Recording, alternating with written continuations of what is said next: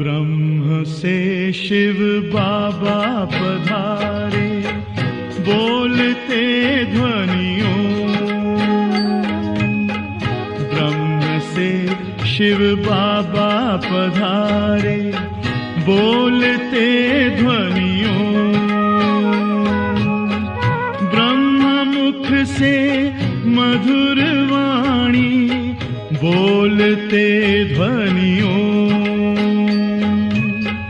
ब्रह्म से शिव बाबा पधारे, ओम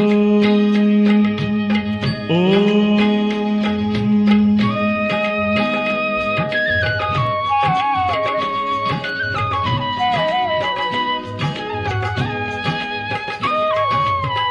ओम की इस मधुर ध्वनि से किया परिवर्तन।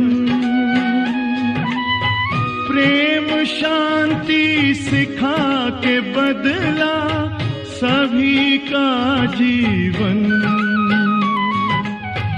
आदि देव प्रजापिता श्री, बोलते ध्वनियों। ब्रह्म मुख से मधुर वाणी, बोलते ध्वनियों। ब्रह्म से शिव बाबा पधारे, ओम ओम।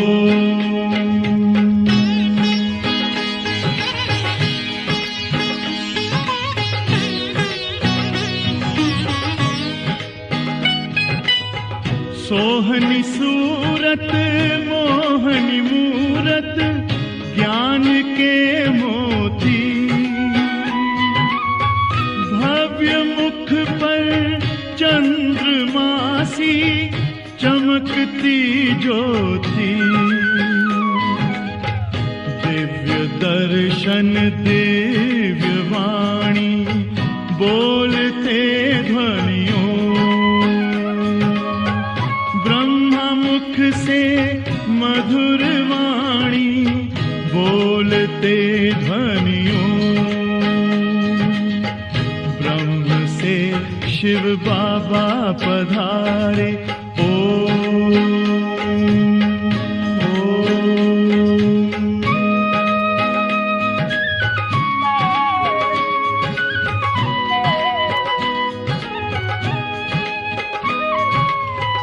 विश्व में थी पाप की जब घटा छाई, तब विभूति आप जैसी धरती पे आई। एक तार में बंध के सारे, बोलते ध्वनियों। मुख से मधुर वाणी, बोलते ध्वनियों। ब्रह्म से शिव बाबा पधारे, बोलते ध्वनियों। ब्रह्म मुख से मधुर वाणी, बोलते ध्वनियों। ब्रह्म से शिव बाबा पधारे, ओम ओम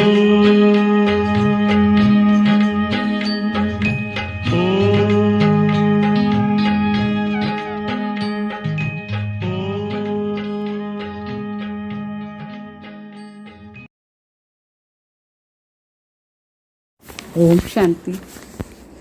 गुड मॉर्निंग। भावचक्र मीठे बच्चे, ये पुरुषोत्तम युग ही गीता एपिसोड है। इसमें ही तुम्हें पुरुषार्थ कर उत्तम पुरुष अर्थात దేవతా బన్నా హై. బాగా చెప్తారు మీఠే బచ్చే. ఇప్పుడు జరిగేది పురుషోత్తమ సంగం యుగం. ఇదే గీతా ఉపదేశం చేసిన యుగం. ఈ యుగంలోనే మన పురుషార్థం చేసి ఉత్తమ్ పురుష్ అంటే దేవతా కావాలి. ప్రశ్న, కిస్ ఏక్ బాత్ కా సదా ధ్యాన్ రహే తో బేడా పార్ హో జాయేగా. ఏ ఒక్క మాటది అటెన్షన్ ఉంటే అప్పుడు మన బోట్ క్రాస్ అయిపోతుంది. ఆన్సర్, सदा ध्यान रहे कि हमें ईश्वरीय संग में रहना है तो भी बेड़ा पार हो जाएगा. अगर संग दोष में आए, संशय आया तो बेड़ा विषय सागर में डूब जाएंगे. बाप जो समझाते हैं उसमें बच्चों को ज़रा भी संशय नहीं आनी चाहिए. बाप तुम बच्चों को आप समान पवित्र और नॉलेजफुल बनाने आए हैं. बाप के संग में ही रहना है. అంటే ఆన్సర్ ఏమంటే సదా అటెన్షన్ ఉండాలి. మనం ఈశ్వరీయ సంఘంలోనే ఉండం. అట్లా అని ఈశ్వరీయ సంఘంలో ఉండే అటెన్షన్ ఉంటే కూడా మన బోట్ క్రాస్ అయిపోతుంది. ఒకవేళ సంఘ దోషంలో వచ్చిన ఏమైనా సంశయం వచ్చిందంటే మన బోట్ ఈ విషయ సాగర్లో మునిగిపోతుంది. తండ్రి ఏమంతా మనకు చెప్తారు, వివరిస్తారు. దాంట్లో బిడ్డలకు కొంచెం కూడా సంశయం రాకూడదు. తండ్రి మనకు తన సమానం పవిత్రంగా చేస్తారు. నాలెడ్జ్ఫుల్గా చేసేదానికి వచ్చినారు. అందువల్ల తండ్రి సంఘంలో ఎప్పుడు ఉండాలి. ఓం శాంతి. भगवान बादशाह, बच्चे जानते हैं कि बाप वही राजयोग सिखा रहे हैं जो 5000 वर्ष पहले समझाया था. అంటే ఇక్కడ భగవాన్ వాచ బిడ్డలకు తండ్రి అదే రాజయోగ నేర్పిస్తున్నారు. ఇది 5000 సంవత్సరం ముందు నేర్పించినారు. అది बच्चों को मालूम है, दुनिया को तो मालूम नहीं, तो फिर पूछना चाहिए गीता का भगवान कब आया. అంటే బిడ్డలకు ఇది బాగా తెలుసు. 5000 సంవత్సరం ముందు యోగా నేర్పించడానికి వచ్చినారు. అదే ఇప్పుడు కూడా వచ్చి నేర్పిస్తున్నారు. సో మనుషులకు తెలీదు. అందువల్ల వాళ్ళని అడగాలి గీతా కా భగవాన్ ఎప్పుడు వచ్చినారు అట్లా అని. भगवान जो कहते हैं मैं राजयोग सिखा करके तुमको राजाओं का राजा बनाता हूँ, वो गीता एपिसोड कब हुआ था అంటే అడగాలి. భగవాన్ చెప్పారు కదా, నేను మీకు రాజయోగ నేర్పించి రాజుల కంటే రాజాది రాజాగా చేస్తాను అట్లా అని. అది గీతా ఉపదేశం టైంలో అది ఎప్పుడు జరిగింది అని అడగాలి. ये पूछना चाहिए. ये बात कोई भी नहीं जानते, तुम अभी प्रैक्टिकल सुन रहे हो. అయితే ఈ విషయం ఎవరికి తెలీదు. మీరే ఇప్పుడు ప్రాక్టికల్గా వింటూ ఉన్నారు. డైరెక్ట్గా భగవాన్ వచ్చి అదే గీత వినిపిస్తున్నారు. गीता का एपिसोड होना भी चाहिए कलयुग के अंत और सतयुग के आदि में. గీతా ఉపదేశం ఎప్పుడు జరగాలి? కలియుగ అంతు సమయంలో, మరి సత్యుగ ఆది సమయం. అప్పుడే కరెక్ట్ టైం అది గీతా ఉపదేశానికి. आदि सनातन देवी देवता धर्म की स्थापना करते हैं तो ज़रूर संगम पर ही आएंगे ना. అంటే ఆది సనాతన్ దేవి దేవతా ధర్మ స్థాపన చేస్తున్నారంటే మరి సంగం యుగంలోనే కదా వచ్చినారు పరమాత్మ. పురుషోత్తం సంగం యుగాన్ని చెప్పాలి.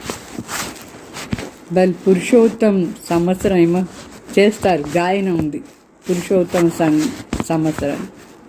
అయితే విచారం చేసలేదు అది ఏం అర్థం అట్లా. తుమ్ మీటి మీటి బచ్చోంకు మాలూం. ఇప్పుడు మీకు ఇదని బాగా అర్థమైంది మధురమైన బిడ్డలు. ఉత్తమ్ పురుష్ అయ్యేదానికోసమే, అంటే మనిషి నుంచి దేవత అయ్యేదానికోసమే మన ఇక్కడ వచ్చిన తండ్రి వచ్చి మనకు చదివిస్తున్నారు. మనుషులు ఉత్తమ్ పురుష్ అంటే దేవతలు, ఈ దేవతలే లక్ష్మీనారాయణ చాలా ఉత్తమ్ పురుష్. మనుషుల్ని దేవతగా చేసేదానికోసమే ఈ సంగం యుగంలో పరమాత్మ వస్తారు. అంటే ఇప్పుడే ఉత్తమ్ పురుష్ అయ్యేది సాధ్యం. మనిషి నుంచి దేవత సంఘంలో మాత్రమే అవుతాం మనం. దేవతలు ఉండేది సత్యుగంలో, బాకీ మిగతా వాళ్ళందరూ కలియుగంలో ఉన్నారు. ఇప్పుడు బిడ్డలకు బాగా అర్థమైంది, మనందరం సంఘం యుగి బ్రాహ్మణులు. ఇది పక్కా స్మృతిలో పెట్టుకోవాలి, మర్చిపోకూడదు. లేదంటే మన కులం యాక్చువల్లీ బుద్ధి మర్చిపోకూడదు. వాస్తవంగా చూస్తే మర్చిపోకూడదు. భక్తి మార్గంలో ఎప్పుడు వాళ్ళ కులాన్ని వాళ్ళు మర్చిపోరు. ఇప్పుడు మనం బ్రాహ్మణ కులంలో ఉన్నామని సదా స్మృతిలో పెట్టుకోవాలి. ఎందుకోసం ఇక్కడ మర్చిపోతారు? ఎందుకంటే ఇక్కడ మాయ వచ్చేస్తుంది, మాయ వచ్చి మరిపిస్తుంది. మనం బ్రాహ్మణ కులంలో ఉన్నాం, మళ్ళీ దేవత అవుతున్నాం, అట్లా అని స్మృతి మర్చిపోతారు. ఒకవేళ ఇది సదా స్మృతిలో ఉంటే చాలా సంతోషం ఉంటుంది. మనం చదివేది ఇక్కడ రాజయోగం, అర్థమైందా? మరి समझाते हो अभी फिर भगवान गीता का ज्ञान सुना रहे हैं और भारत का प्राचीन राजयोग भी सिखा रहे हैं. మన వేరే వాళ్ళకి కూడా చెప్తాం, ఇది భగవాన్ గీత జ్ఞానం ఇచ్చేదానికి వినిపించేదానికి వచ్చినారు, ఇప్పుడు వినిపిస్తూ ఉన్నారు. మరి ఈ భారతదేశాన్ని అదే ప్రాచీన యోగా నేర్పిస్తున్నారు ఇప్పుడు పరమాత్మ. తో హమ్ మనుష్య సే దేవతా బన్ రహే. ఇదంతా నేర్చుకుని మనం మనిషి నుంచి దేవత అవుతుంది. బాప్ని కహా హై काम महाशत्रु, इन पर जीत पाने से तुम जगत जीत बन जाएंगे. డైరెక్ట్ తండ్రి చెప్పినారు భగవాన్, కామ వికారం మహాశత్రు, దీన్ని జయించేస్తే జగజ్జీత్ అయిపోతాం, జగత్తునే జయించేస్తాం. पवित्रता की बात पर कितना आर्ग्यू करते हैं. मनुष्यों के लिए विकार तो जैसे एक खजाना है. అంటే పవిత్రత పైన ఎంత వాద వివాదం చేస్తారు మనుషులకు. ఈ వికారం ఒక ఖజానా లాగా. లౌకిక తండ్రిది ఇది ఒక ఆస్తి దొరికినట్టుగా కామ్ వికారంలో పోయేది. అంటే బిడ్డ అయిపోయిన తర్వాత మొదట్లో తండ్రి ఆస్తి ఏం దొరుకుతుంది?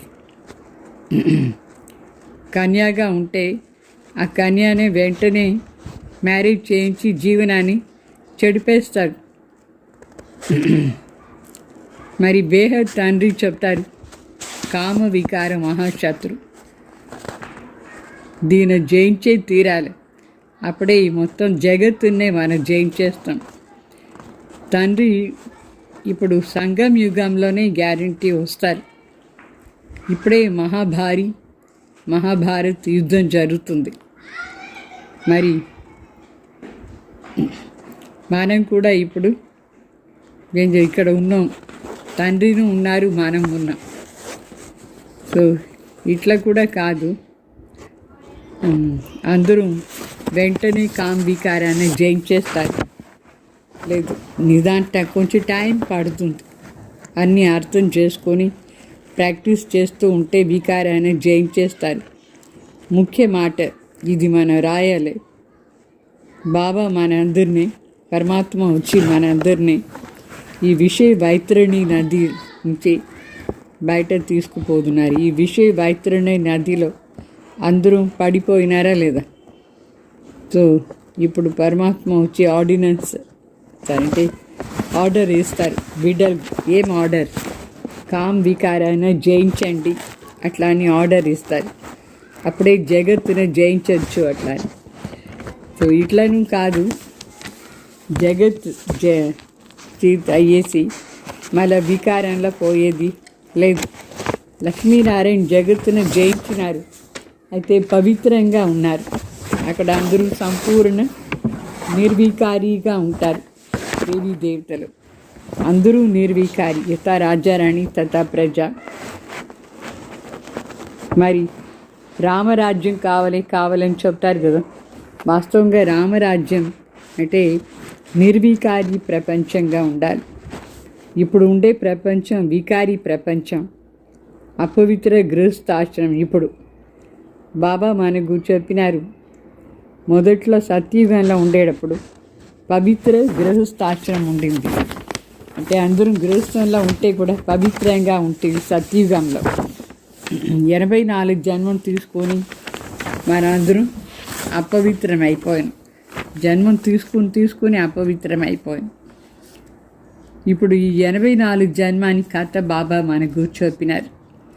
కొత్త ప్రపంచం, అక్కడ అందరూ సంపూర్ణ నిర్వికారిగానే ఉంటారు.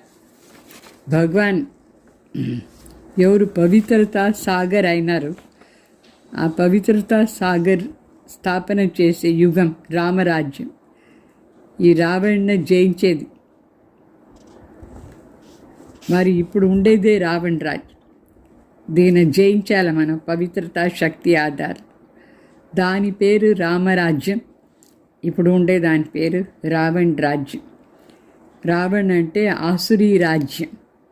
ఇప్పుడు మనుషులందరూ ఆసురీ రాజ్యంలో ఉన్నారు. లక్ష్మీనారాయణ దేవీ రాజ్యాన్ని నిషాన్ దేవీ దేవతలు రాజ్యం చేసినారు. तुम अभी प्रभात फेरी आदि निकालते हो. प्रभात अर्थात सवेरे को कहा जाता है. उस समय मनुष्य सोए रहते हैं, इसलिए देर से निकालते हैं. అంటే ప్రభాత్ ఫేరీ అంటే అమృత్ వేళ ప్రొసెషన్లో పోయేది. అయితే అమృత్ వేళ ప్రొసెషన్లో పోతే ఎవరికి తెలుసు, అందరూ నిద్రపోతూ ఉంటారు. అందుకే కొంచెం లేటుగా 6:30-7 గంటకు మనం ప్రొసెషన్లో పోవాలి. శాంతి యాత్ర 7 గంట అట్లా చేస్తే అందరూ లేచి ఉంటారు. ప్రదర్శని भी अच्छी तब होंगी जब वहाँ సెంటర్ भी हो. అంటే ఎగ్జిబిషన్ కూడా చేయాలి. అయితే సెంటర్ ఉండే ప్లేస్లో కూడా ఎగ్జిబిషన్ చేస్తేనే అందరూ వస్తారు. అక్కడ వచ్చి అందరూ వినేసి వాళ్ళకు అర్థమవుతుంది కామ్ వికారం మహాశత్రు, దాన్ని జయించేస్తేనే జగజ్జీత్ అవుతామని ఎగ్జిబిషన్లో కూడా అర్థమవుతుంది. లక్ష్మీనారాయణ చిత్రం మన వెంట సదా పెట్టుకోవాలి. ట్రాన్స్లేట్ చిత్రం కూడా ఉండాలి. ఇది ఎప్పుడు మర్చిపోకూడదు. లక్ష్మీనారాయణ చిత్రం చూపించాలి. ఒకటేమో ఈ చిత్రం, ఇంకొక చిత్రం ఏమంటే మెట్లు చిత్రం. 84 జన్మాని మెట్లు చిత్రం ట్రక్కులో పెట్టి దేవీ దేవతల్ని శాంతి యాత్రలో శోభాయాత్రలో తీసుకుపోవాలి. 2-3 ట్రక్ రెడీ చేయాలి, అలంకారం చేసి ట్యాబ్లో లాగా తీసుకుపోవాలి. ముఖ్య చిత్రం దాంట్లో ఇది పెట్టాలి, లక్ష్మీనారాయణది. మరి దినం చిత్రాలు కూడా వృద్ధి అవుతూ ఉంటుంది. మీ దగ్గర అందరూ జ్ఞానం తీసుకునేందుకు వస్తారు. మన జ్ఞానం కూడా వృద్ధి అవుతూ ఉంటుంది. బిడ్డలు बच्चों को भी వృద్ధి होती रहती, बच्चों की भी వృద్ధి होती रहती. అంటే ఈ జ్ఞానం కూడా మన అందరికి చెప్తూ ఉంటాం. మరి బిడ్డలు కూడా బాబా బిడ్డలు వృద్ధి అవుతూ ఉంటారు. इसमें गरीब साहूकार सब आ जाते हैं. शिव बाबा का भंडारा भरता जाता है. దీంట్లో పేదవాళ్ళు కానీ షౌకారు అందరూ వస్తూ ఉంటారు. శివబాబా భండారం నిండుతూ ఉంటుంది. जो भंडारा भरते हैं उनको वहाँ रिटर्न में कई गुना मिल जाता है. ఎవరెవరు భండారంలో డబ్బులు వేస్తారు వాళ్ళకు సత్యుగంలో 10 గుణ దానికి రిటర్న్ దొరుకుతుంది. तब तो कहते बाप कहते हैं, मीठे मीठे बच्चों, तुम हो पद्मा पदम पति बनने वाले, सो 21 जन्मों के लिए, सो भी 21 जन्मों के लिए. అందుకే బావ చెప్తారు, మీరు పద్మా పదం పతి అవుతారు. ఎందుకంటే మీరు ఇప్పుడు బండారం నిండిస్తారా లేదా, దాని రిటర్న్ 21 జన్మానికి కోసం పెద్ద ప్రాప్తి ఉంటుంది మీకు. మరి బాబా చెప్తారు, బాప్ ఖుద్ कहते हैं, तुम जगत का मालिक बन जाएंगे 21 पीढ़ी. मैं खुद डायरेक्टर आया हुआ हूँ तुम्हारे लिए हथेली पर. मैं खुद डायरेक्ट आया हुआ हूँ तुम्हारे लिए हथेली पर बहिस्त लाया. అంటే బాబా చెప్తారు, మీరు జగత్తి జీత అయి మాలిక్ అయిపోతారు. జగత్తుగే 21 జన్మాలు. నేను ఇప్పుడు డైరెక్ట్గా వచ్చినాను, నా చేతితో మీకోసం స్వర్గం తీసుకొచ్చినాను. जैसे बच्चा जब पैदा होता है तो बाप का वर्षा उसके हथेली पर ही है. అంటే బిడ్డ పుట్టిన వెంటనే తండ్రి ఆస్తి ఆ బిడ్డ చేత వచ్చేస్తుంది, వచ్చినట్టుగా అర్థం. బిడ్డ పుట్టిన వెంటనే ఆస్తి వచ్చేస్తుంది. बाप कहेंगे, ये घर बार आदि सब कुछ तुम्हारा है.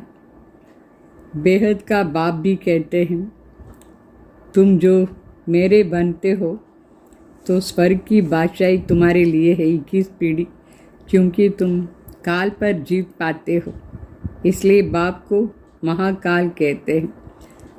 అంటే ఇట్లా లౌకిక తండ్రి బిడ్డని వారసుగా చేసుకుంటాడు. అట్లా బేహద్ తండ్రి కూడా చెప్తారు, నేను ఏం స్వర్గస్థాపన చేస్తానో దానికి మీరే మాలిక్ అయిపోతారు. 21 జన్మ మీరు రాజ్యం చేస్తారు. మీరు కాలు అంటే చావున జయించేస్తారు. అందుకే బాబా పేరు మహాకాల్ అని అర్థం. महाकाल कोई मारने वाला नहीं, उनकी तो महिमा की जाती है. समझते हैं भगवान ने यमदूत भेजा,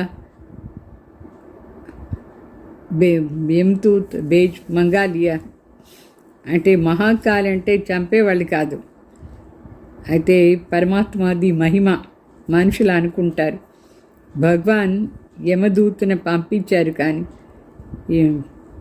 అంటే యమదూతను పంపించి మన పిలుచుకున్నారు అట్లా అని అనుకుంటారు. ఐసే కోయి బాత్ హై నహీ, అట్లా ఏమీ లేదు. ये सब है భక్తి మార్గ్ की बातें. ఇదంతా భక్తి మార్గని మాటలు. बाप कहते हैं, मैं कालों का काल हूँ. पहाड़ी लोग महाकाल को भी बहुत मानते हैं. శివబాబు చెప్తారు, నీ కాలుడి కంటే కాలుడు. కొండలో ఉండే వాళ్ళందరూ మహాకాల్ని చాలా పూజ చేస్తారు. महाकाल के मंदिर भी ऐसे झंडियाँ लगा देते हैं. तो बाप बच्चों को समझाते हैं, ये भी समझते हो कि రైట్ బాత్. అంటే మహాకాల్ మందిర్ కూడా చేసి అక్కడ జెండాలు ఎగురవేస్తారు. బిడ్డలకు తండ్రి అన్ని విషయాలను చెప్తారు. ఈ విషయాలు కూడా రైటే. तो बाप को याद करने से ही जन्म जन्मांतर के विकारम भस्म होंगे. బాబా తలంపు చేస్తేనే జన్మ జన్మాంతరాన్ని వికర్మం భస్మ అవుతుంది. तो उनका प्रचार करना चाहिए. कुंभ के मेले आदि बहुत लगते हैं. स्नान करने का भी बहुत महत्व बताया है. అంటే కుంభమేళాలు కూడా చాలామంది పోదారు కదా, ప్రచారం చేయాలి. కుంభమేళాలో ఎంతమంది పోదారు స్నానం చేసానికి, దానిది కూడా అక్కడ వాల్యూ ఉంది. స్నానాన్ని మహత్వం కుంభమేళాలు. अभी तुम बच्चों को ये ज्ञान अमृत 5000 वर्ष के बाद मिलता है. బిడ్డలకు ఈ జ్ఞాన అమృతం 5000 సంవత్సరం తర్వాత దొరుకుతుంది. वास्तव में इसका अमृत नाम नहीं, यह है पढ़ाई. వాస్తవంగా ఇది చదువు, దీని అమృతం చెప్పరు. ये सब है भक्ति मार्ग के नाम, अमृत नाम सुनकर के चित्रों में पानी दिखाते हैं. భావ చెప్తారు. వాస్తవంగా ఈ చదువు, ఈ అమృతం అనే పేరు భక్తి మార్గం. ఆ అమృతం అనే పేరు విని వాళ్ళు నీళ్లు చూపిస్తారు. నీళ్ళు. भगवान का कोई ऐसी सजा हुआ रूप तो है ही नहीं. बाबा చెప్తా है नील दिए में आटला. तो बाप कहते हैं मैं तुमको राजयोग सिखाता हूँ, पढ़ाई से ऊंच पद मिलता है सो भी पढ़ाता हूँ. भगवान का कोई ऐसी सजा हुआ रूप तो है ही नहीं. ये तो बाप इसमें आकर के पढ़ाते हैं. అంటే భగవాన్ది ఇట్లా ఒక రూపం ఏమి అలంకరితంగా లేదు. భగవాన్ వచ్చి మనకు చదివిస్తారు అంతే. దీంట్లో అవతరణ అయ్యి చదివిస్తారు, చదివించి తన సమానం చేస్తారు. పడాకర్ ఆత్మాకు ఆప్ సమాన్ బనాతే. खुद लक्ष्मी नारायण थोड़ी है जो आप समान बनाए. అంటే లక్ష్మీనారాయణ మన తన సమానం చేయరు. శివబాబా వచ్చి మన తన సమానం చేసి లక్ష్మీనారాయణగా చేస్తారు. ఆత్మ పढ़ती है उसको आप समान नॉलेजफुल बनाते. ऐसे नहीं भगवान भगवती बनाते. అంటే శివబాబా మన తన సమానం జ్ఞాన్ స్వరూప్ చేస్తారు. ఇట్లా కాదు, భగవాన్ భగవతిగా చేస్తారు. उन्होंने कृष्ण को दिखाया है, वो कैसे पढ़ाएंगे. सतयुग में पति तोड़ी होते हैं. మనుషులు కృష్ణాన్ని చూపించినారు గీత చెప్పినట్టుగా. కృష్ణ ఏమైనా చదివిస్తాడా? లేదు. కృష్ణ సత్యుగంలో ఉంటాడు. అక్కడ ఎవరు పతితు లేదు. కృష్ణ ఉండేది సత్యుగం. మళ్ళీ ఎప్పుడు చదివించినాడు? फिर कभी भी కృష్ణ కో తుమ్ నహీ దేఖే. సత్యుగంలోనే మన కృష్ణాన్ని చూస్తాం, వేరే ఎక్కడ చూసానికి లేదు. ड्रामा में हर एक के पुनर्जन्म का चित्र बिल्कुल न्यारा होता है. कुदरत का ड्रामा है, बनी बनाई बन रही है. అంటే డ్రామాలో ఎట్లా ఉందంటే ప్రతి ఒక్కరిది పునర్జన్మంలో చిత్రం, అంటే వాళ్ళ వాళ్ళ శరీరాన్ని రూపం వెరైటీగా ఉంటుంది. సత్యుగంలో ఫస్ట్ కృష్ణగా ఉంటాడు. సెకండ్ నెంబర్ జన్మ తీసుకునేప్పుడు వేరే శరీరం ఉంటుంది. అదే అట్లా అంత బ్యూటీ ఉండదు. ఇదంతా డ్రామాలో ఎట్లా వండర్ఫుల్గా ఇదంతా నేచర్. बाप भी कहते हैं तुम हूबहू फिर से इस टीचर से इस कपड़े में कल्प कल्प तुम ही पढ़ते आए. బాబా చెప్తారు డ్రామా చేసే ఉంది కదా. బాబా చెప్తారు కల్ప ముందు ఎట్లా మీరు వచ్చినారో అట్లా ఇప్పుడు కూడా అదే డ్రెస్లో చదివేదానికి వచ్చినారు. ఇది హూబహూ రిపీట్ అవుతుంది, డిటో రిపీట్ అవుతుంది. आत्मा एक शरीर छोड़ फिर दूसरा वही लेती जो कल्प पहले लिया था. ఆత్మ ఒక శరీరం వదిలేసి ఇంకొక శరీరం తీసుకుంటుంది. కల్ప ముందు ఎట్లా తీసుకుందో అట్లా తీసుకుంటుంది. డ్రామా మీ కుछ ఫరక్ नहीं. ఈ డ్రామా అట్లనే రిపీట్ అవుతూ ఉంటుంది, ఏమీ తేడానే లేదు. वो होती है हद की बात, ये है बेहद की बात. లౌకిక్లో హద్దు మాటలది ఉంటుంది, ఇప్పుడు ఇది మరి బేహద్ మాటలు. ఇప్పుడు ఇది రిపీట్ అవుతూనే ఉంటుంది. वो होती है हद की बातें, यह है बेहद की बातें. जो बेहद के बाप के सिवाय कोई समझा नहीं सकते. इसमें कोई संशय नहीं हो सकता. निश्चय बुद्धि हो फिर कोई न कोई संशय में आ जाते, संग लग जाता है. ईश्वरीय संग चलता चलते तो पार हो जाए. అంటే బాబా చెప్తారు అది లౌకికల హద్దు మాటలు అదంతా, ఇది బేహద్ మాటలు. ఈ బేహద్ మాటలు తండ్రి తప్ప వేరే ఎవరు చెప్పేదానికి లేదు. దీంట్లో మరి సంశయమే రాకూడదు. స్వయం భగవాన్ చెప్తున్నారు. నిశ్చయ బుద్ధి అయ్యేసి మరి కొందరికి ఏదో ఒక మాటలో సంశయం వచ్చేస్తుంది. అంటే వేరే వాళ్ళ సంఘం వచ్చేస్తుంది, కుసంగల పోదారు. సో ఈశ్వరీయ సంఘంలో నడుచుకునే ఉంటే మనం దీన్ని క్రాస్ చేసేస్తాం నది.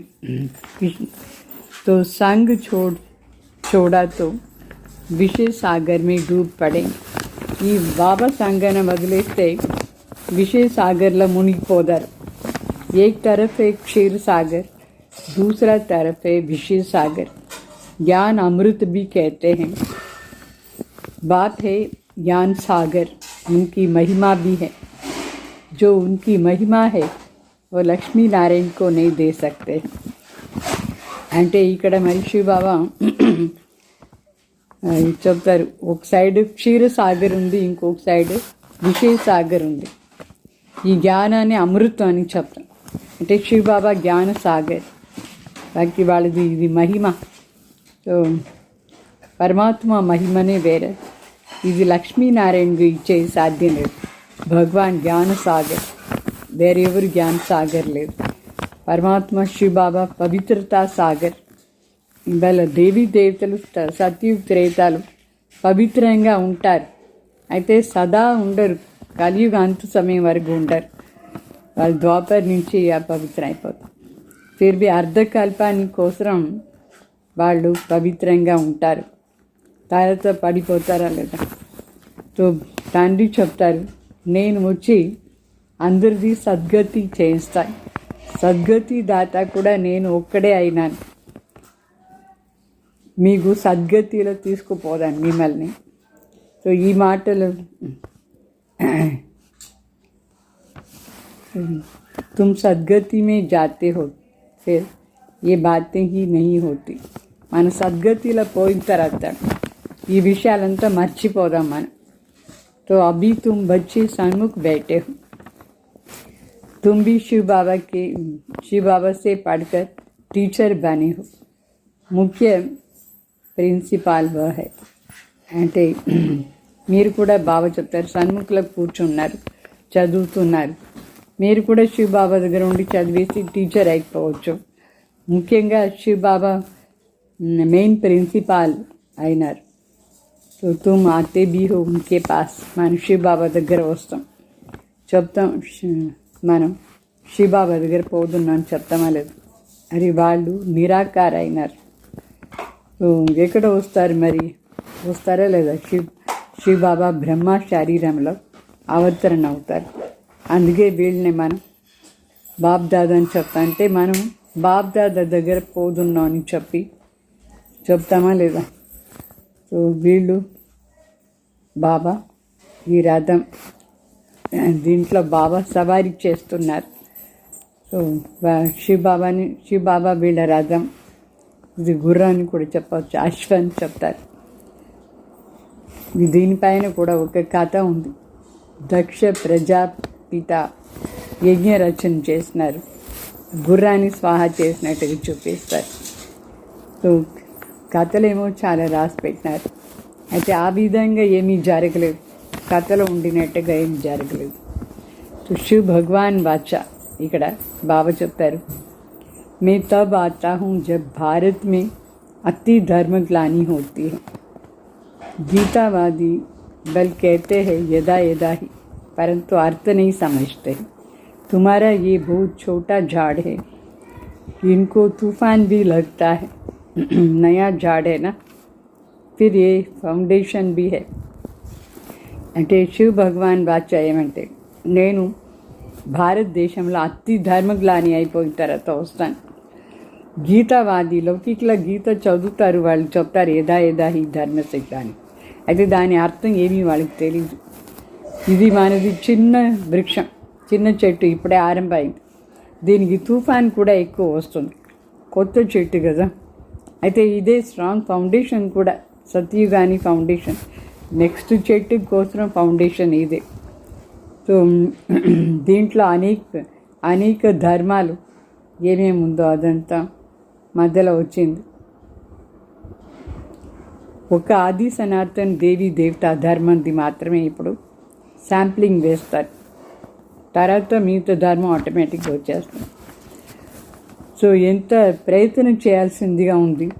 సనాతన ధర్మాన్ని స్థాపన చేశాను. వేరే ఎవరిది ఇంత ఎక్కువ ప్రయత్నం లేదు, వేరే వేరే ధర్మంది. సో వాళ్ళు పైన ఉండి కింద వస్తారు, వాళ్ళ ధర్మం స్థాపన అయిపోతుంది. ఇక్కడ మరి ఎవరందరూ సత్యయుగ త్రేతాలు వచ్చే వాళ్ళు ఉంటారు, వాళ్ళే ఆత్మలు కూర్చొని చదువుతారు. చదివి పతిత నుంచి పావన్ కావాలి. సనాతన ధర్మం స్థాపన చేయాలంటే పతిత నుంచి పావన్ కావాలి, అప్పుడే దేవత అవుతారు.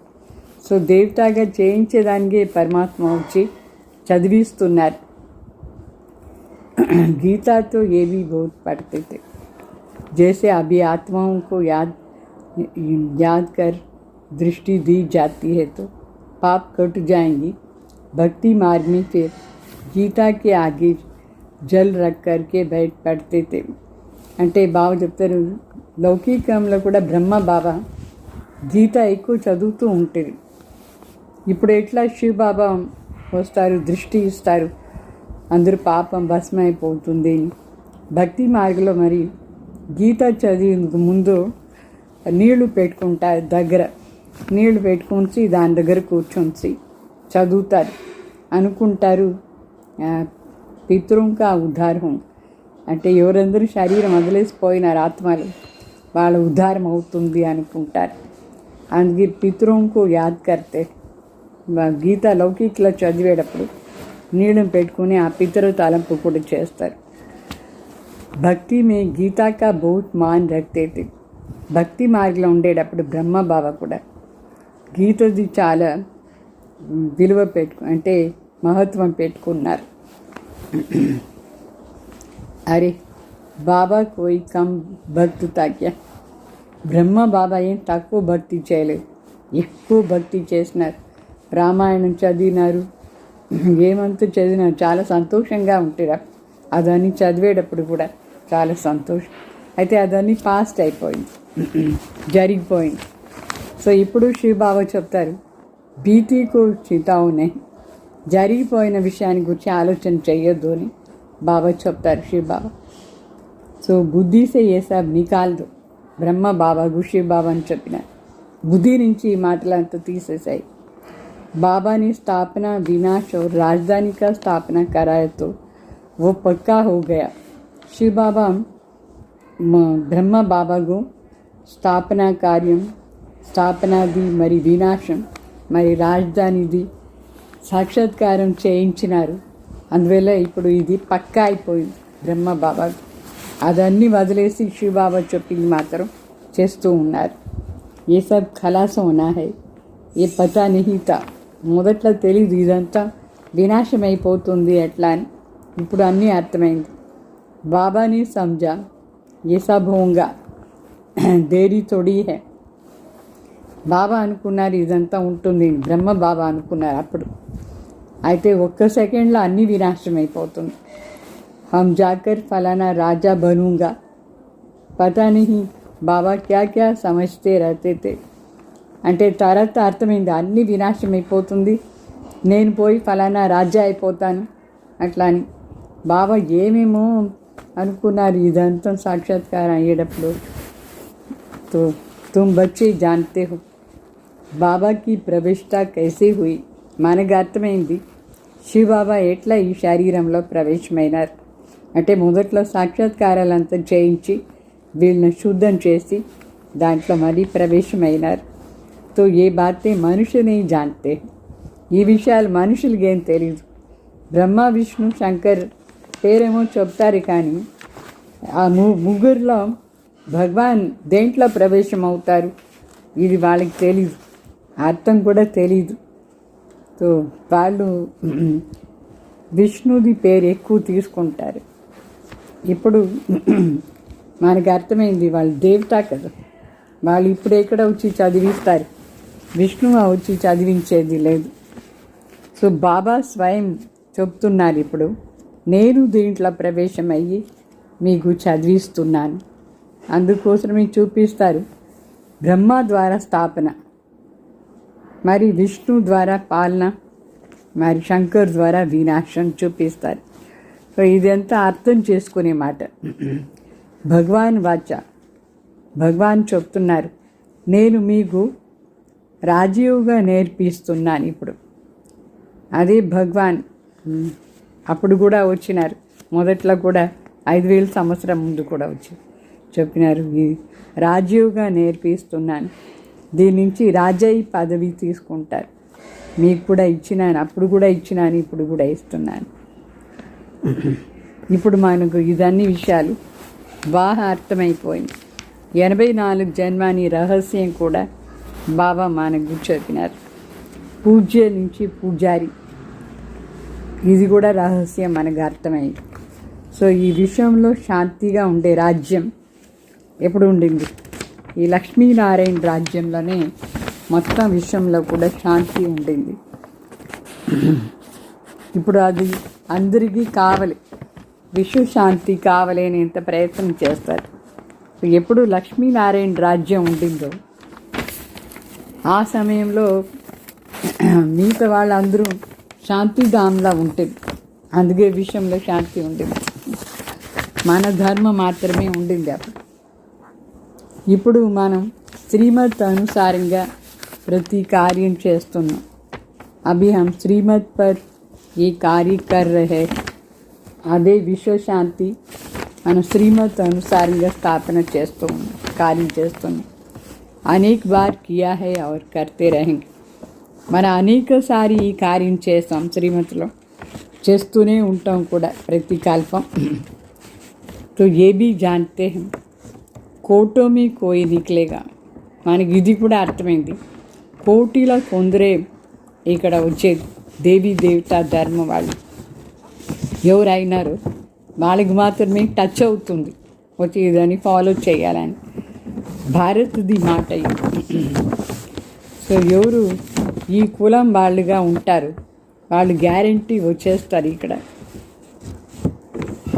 వస్తూనే ఉంటారు. మన కులం వాళ్ళు, దేవీ దేవత కులం వాళ్ళు ఈ జ్ఞానం వస్తారు.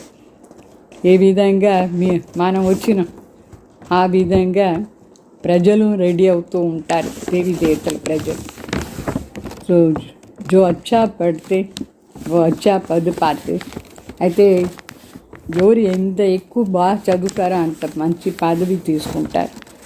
ముఖ్యంగా ఇక్కడ ఏం ముఖ్య హై జ్ఞాన్ और योग. योग के लिए ही ज्ञान चाहिए. జ్ఞానం యోగం చాలా ముఖ్యం. యోగానికి కోసమే మనకు జ్ఞానం కావాలి. तो फिर पावर हाउस के साथ योग चाहिए. తర్వాత పవర్ హౌస్ దగ్గర యోగా ఉండాలి.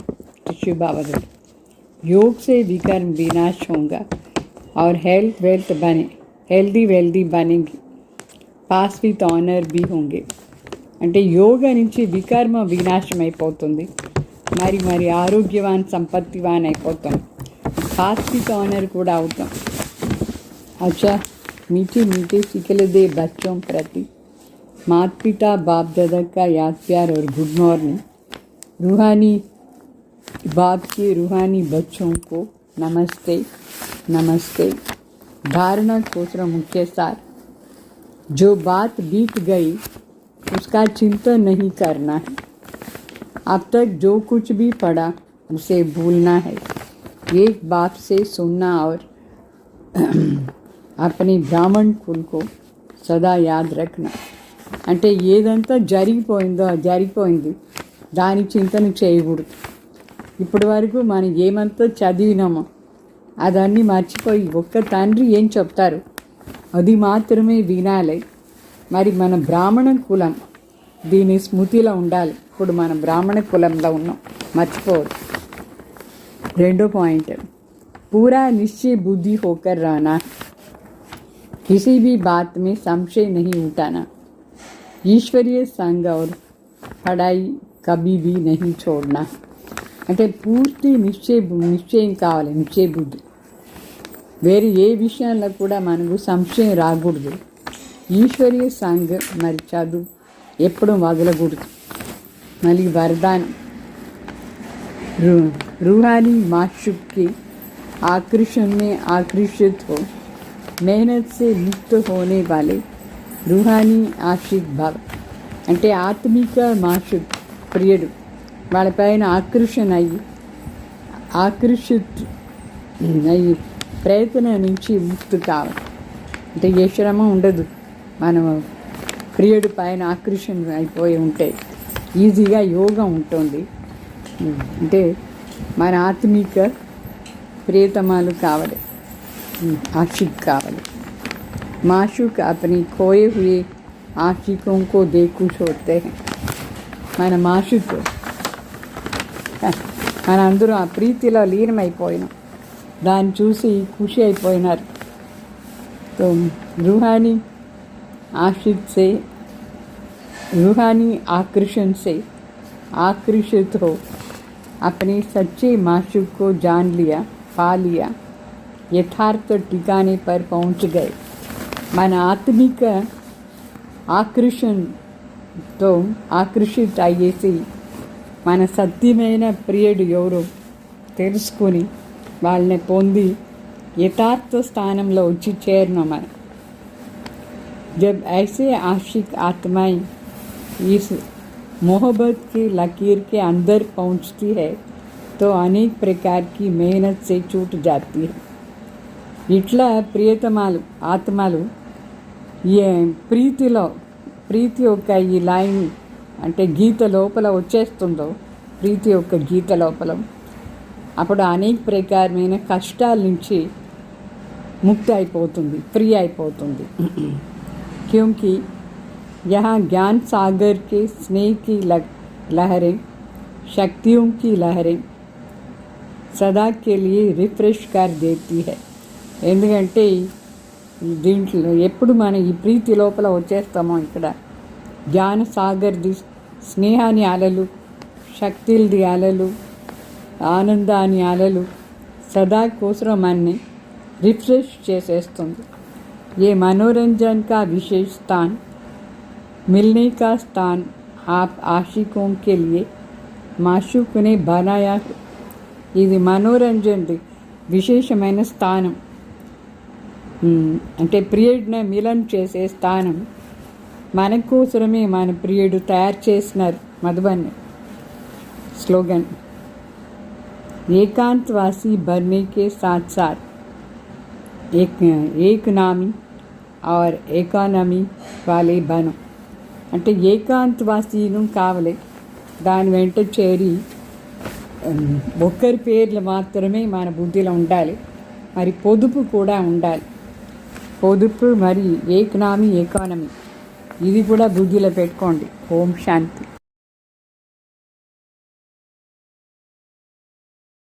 ఓం శాంతి.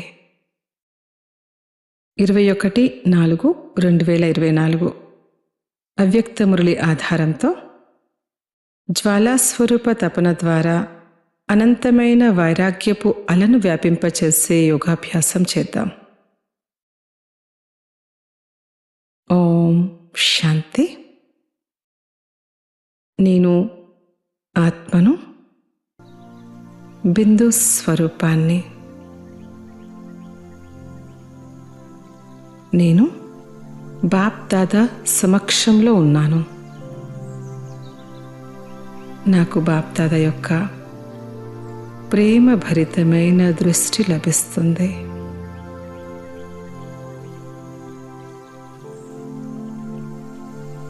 బాప్ దాదా నా మస్తకంలో 3 మెరుస్తున్న రేఖల్ని చూస్తున్నారు.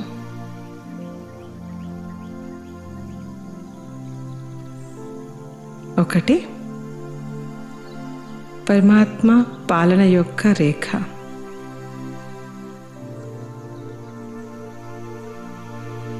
రెండవది పరమాత్మ చదువు యొక్క రేఖ, మరియు మూడవది పరమాత్మ ప్రాప్తుల రేఖ. ఇది మొత్తం కల్పంలో కేవలం ఈ సంగమయుగంలో అతి కొద్ది పిల్లలకు మాత్రమే ప్రాప్తిస్తుంది.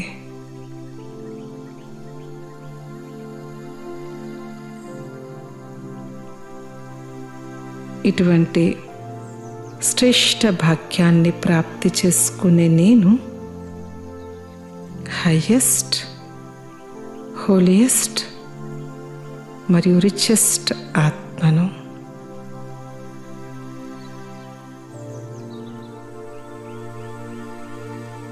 బాప్దాదా నాకు విశేషమైన కానుకల్ని ఇవ్వడానికి వారి పిడికల్ని తెరిచారు. అందులో మెరుస్తూ ఉన్న 3 వజ్రాలున్నాయి. ఆ 3 వజ్రాలు 3 బిందువుల స్మృతి మంత్రం. ఆత్మ బిందువు, బాబా బిందువు మరియు డ్రామా బిందువు.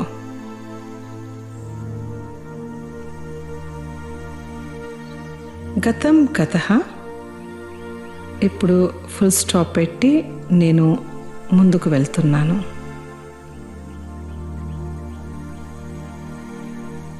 అమృత వేళలో రోజంతటి కార్యాలలో, యోగంలో, సేవలో, రాత్రి పడుకునే ముందు నిత్యం ఈ 3 బిందువుల తిలకాన్ని మస్తకంపై పెట్టుకుంటున్నాను.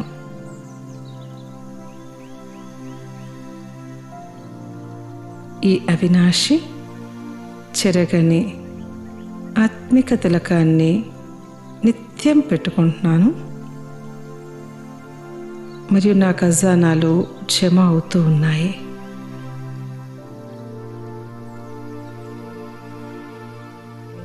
నేను తీవ్ర పురుషార్థి ఆత్మను. నేను బాప్ దాదా నయనాలలో ఉన్నాను.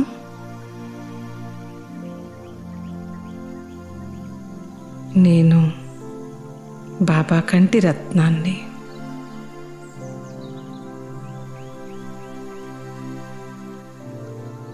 నన్ను బాప్ దాదా ఒక్క క్షణం కూడా మర్చిపోరు.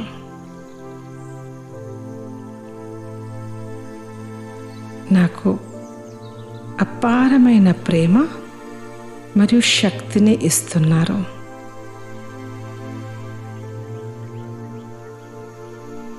బాప్ దాదా నాది కానీ ఇంకెవరిదైనా కానీ, జాతిని కానీ, ధర్మాన్ని కానీ, రంగుని కానీ, సౌందర్యాన్ని కానీ, ప్రాంతాన్ని కానీ ఏమీ చూడరు.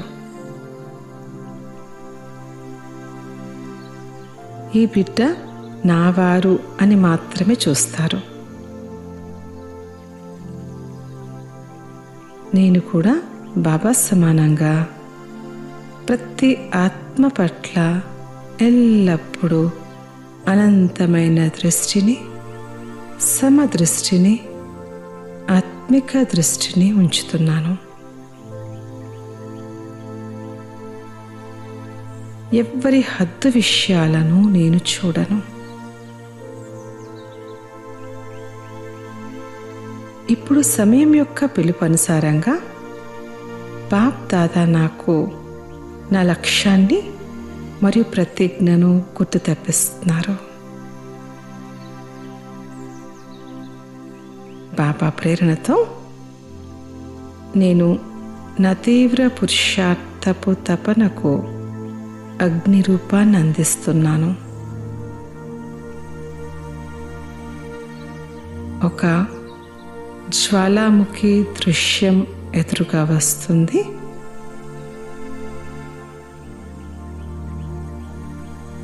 జ్వాలాముఖి నుండి వెలువడుతున్న అగ్ని పూర్తి పరిసరాలని మార్చేస్తుంది. జ్వాల యొక్క ప్రభావం చాలా దూరాల వరకు వ్యాపిస్తుంది.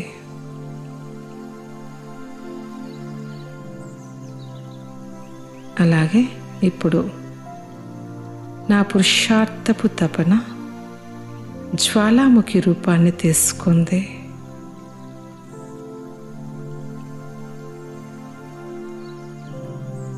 ఈ తపన రూపీ జ్వాలాముఖి ద్వారా నా శక్తుల స్మృతి చిహ్నమైన శక్తి రూపం, మహాశక్తి రూపం, సర్వశస్త్రధారి రూపం ప్రకటితమవుతున్నాయి.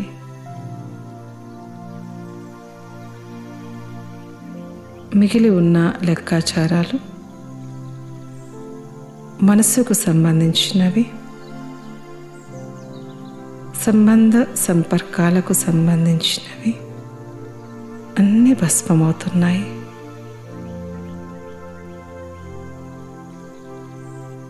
విశ్వానికిప్పుడు నా జ్వాలారూపీ తపన యొక్క అవసరం ఉన్నది.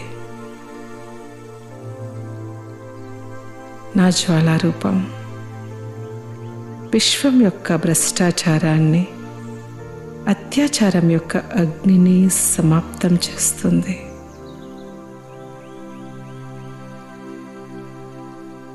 మరొక వైపు సర్వాత్మలకు సహయోగాన్నిస్తుంది. పరమాత్మ సందేశాన్నిస్తుంది.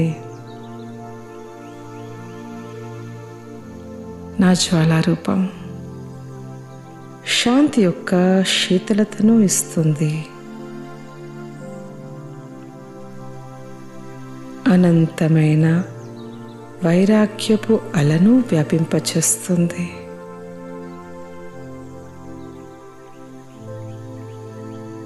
నేను బాబా యొక్క జ్ఞాన గంగ రూపంలో ఇప్పుడు ఆత్మలకు నా జ్ఞాన శీతలత ద్వారా పాపాల అగ్ని నుండి ముక్తులుగా చేస్తున్నాను.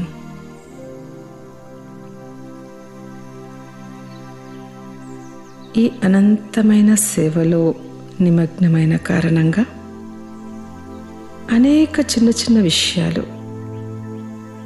ఎందులోనైతే సమయం పట్టేదో, శ్రమ అనిపించేదో, నిరాశ అనిపించేదో, ఇప్పుడు ఈ విషయాలన్నీ బొమ్మల ఆట వలె అనుభవమవుతున్నాయి. నిర్లక్ష్యము మరియు సోమరితనం యొక్క బాల్యానికి నా జీవితంలో ఇప్పుడు ఎలాంటి స్థానము లేదు.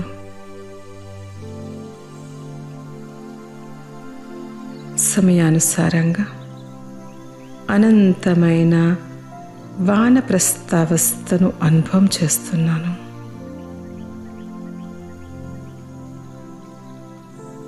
బాబా సమానంగా నా సమయము, సంకల్పాలు ఇప్పుడు ఇతరుల కోసం ఉపయోగిస్తున్నాను.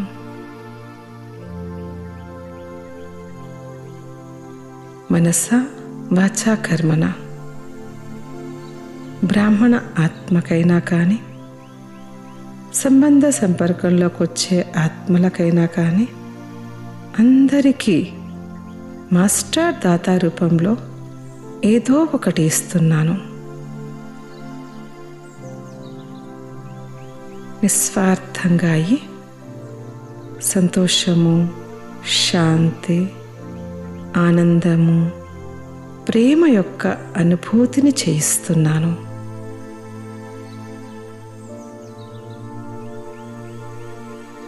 నడుస్తూ తిరుగుతూ బ్రహ్మాబాబా సమానంగా ఏదో ఒక అనుభూతిని చేయిస్తున్నాను. ఒక సుగంధభరితమైన పుష్పం వలె ఉన్నాను. ఎవరు అడిగినా అడగకపోయినా నేను తరగని అఖండమైన దాతగా అయి ఇస్తున్నాను.